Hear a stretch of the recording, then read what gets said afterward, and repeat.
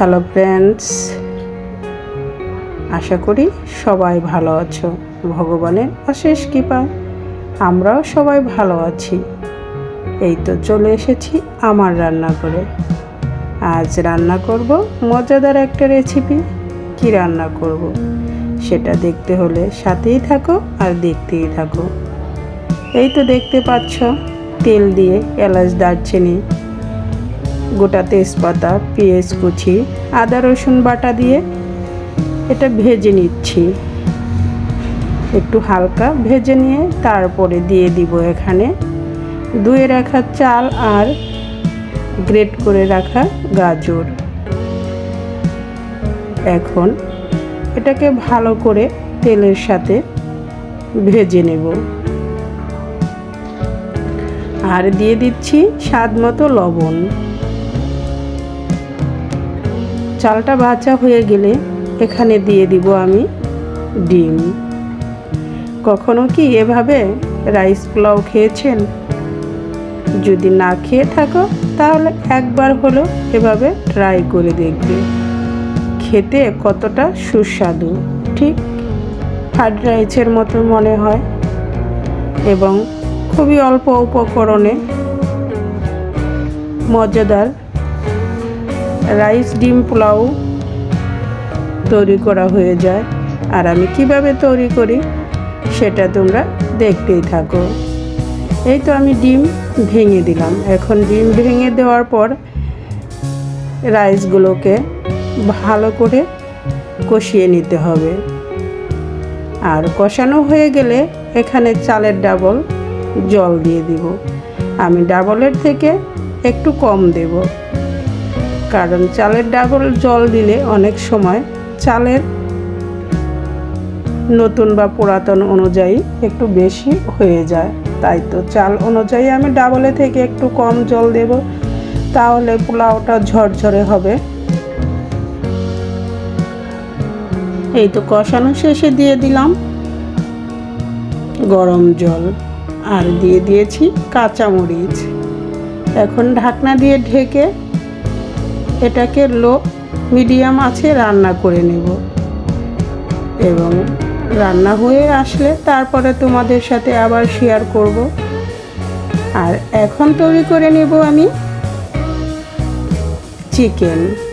এখানে চিকেন নিয়েছি গোলমরিচ বাটা আর নিয়েছি আদা রসুন বাটা, দিয়ে দিব স্বাদ মতো লবণ, কর্নফ্লাওয়ার আর দিয়ে দিব সয়া সস।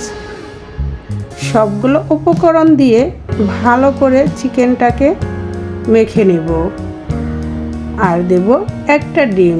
এখানে চিকেনের পরিমাণ 1 কেজি, তাই তো আমি একটা ডিম দিয়ে দিচ্ছি। আর কর্নফ্লাওয়ার দিয়েছি 4 টেবিল চামচ, আদা রসুন পরিমাণ মতো, আর গোলমরিচের তোমরা গুঁড়াও দিতে পারো, তবে গোলমরিচটা আমি শিলপাটায় বেটে দিয়েছি। এই তো মাখানো শেষে তেলটা গরম করে নিয়ে আমি চিকেনগুলোকে এখন ভালো করে ভেজে নেব এবং খুব বেশি কড়া ভাজবো না, হালকা মিডিয়াম করে চিকেনগুলোকে আমি ভেজে চুলা থেকে নামিয়ে নিব।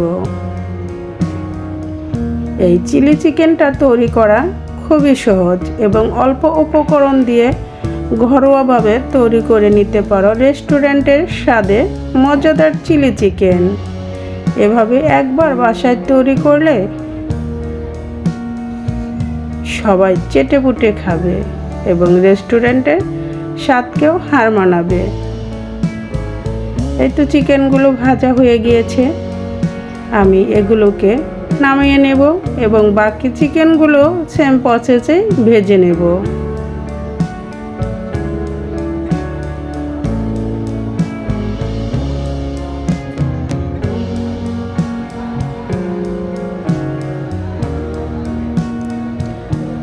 আমার মামনিদের তো খুবই পছন্দ চিকেন হলে ওদের আর কিছু লাগে না। তাই তো আমি বাসায় মাঝে মাঝে ওদের এভাবে করে দেই আর সবগুলো চিকেনই ভাজা হয়ে গিয়েছে, চুলা থেকে নামিয়ে নিচ্ছি। ওই অবশিষ্ট তেলে দিয়ে দিব কিউব করে রাখা কাটা পেঁয়াজ। এখন পেঁয়াজগুলো দিয়ে হালকা নেড়ে চেড়ে একটু ভেজে নিয়ে এখানে দিয়ে দিব কেটে রাখা ক্যাপসিকাম, আর দিয়ে দিব লাল কাঁচামরিচ। এখন নেড়ে চেড়ে আবার একটু হালকা ভেজে নেব। ভাজা হয়ে গেলে এখানে দিয়ে দিব স্বাদ মতো লবণ।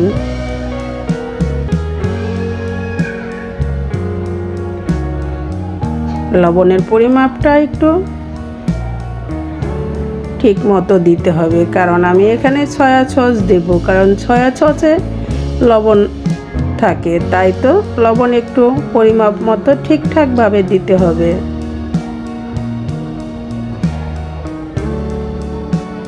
আর দিয়ে দিচ্ছি আমি এখানে চিলি ফ্লেক্স, আর দিয়ে দিচ্ছি সয়া সস।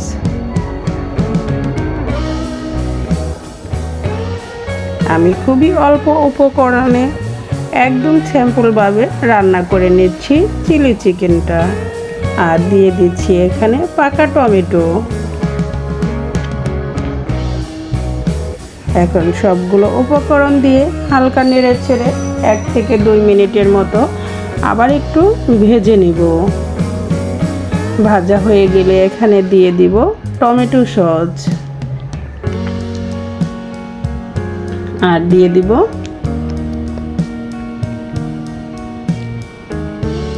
একটু গোলমরিচের গুঁড়া। এটা কষানো হয়ে গেলে টমেটো সস দিয়ে তারপরে ভেজে রাখা চিকেনগুলো দিয়ে আমি একসাথে আবার ভালো করে কষাবো।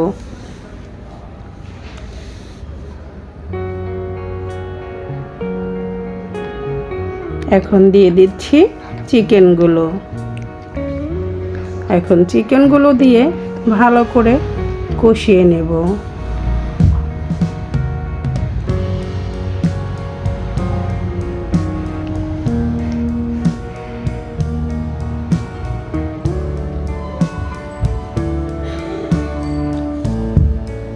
এভাবে কিছুটা সময় কষিয়ে ঢাকনা দিয়ে ঢেকে রান্না করে নেব।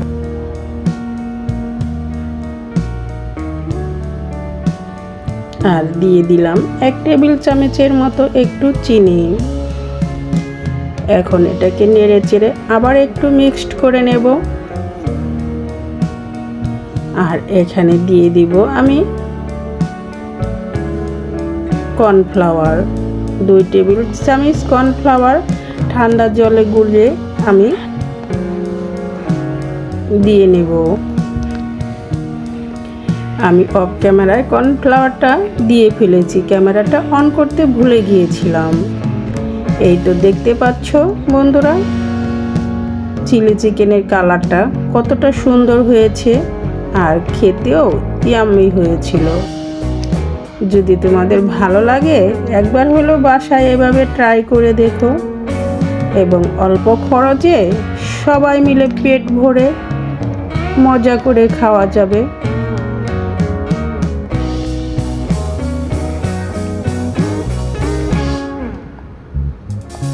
চিলি চিকেনটা প্রায় হয়ে আসছে, আমি চুলা থেকে নামিয়ে নেব।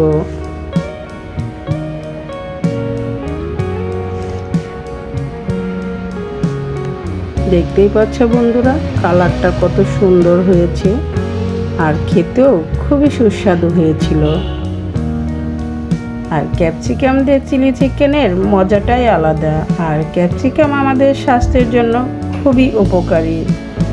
যাদের থাইরয়েডের সমস্যা আছে তাদের জন্য তো বিশেষ করে ক্যাপসিকাম খুবই ভালো কাজ করে।